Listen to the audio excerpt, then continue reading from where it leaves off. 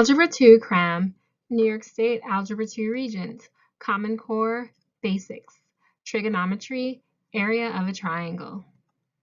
K is equivalent to 1/2 AB, the sine of C. To order this complete Cram Basics session, inbox me at memedicine@gmail.com. Be sure to spread the word to your friends and classmates who also need to cram. And if this isn't the subject you're looking for, still inbox me at memedicine@gmail.com so we can build a personalized package for you and give you pricing instructions. All right, let's delve into this basic example. Area of a triangle. So we're going to label the corners or the vertices or the angles of a triangle. We have A, B, and C. Now here goes our triangle, okay? So it makes sense that BC, side BC, we're going to call it A because it's the side opposite angle A. It also follows that side AC we're going to label B because it's the side opposite of angle B.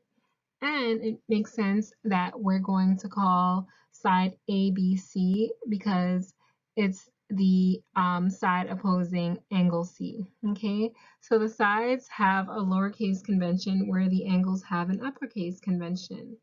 Now, the area K of a triangle can be found using any two sides of a triangle, A and B, and their included angle C, okay?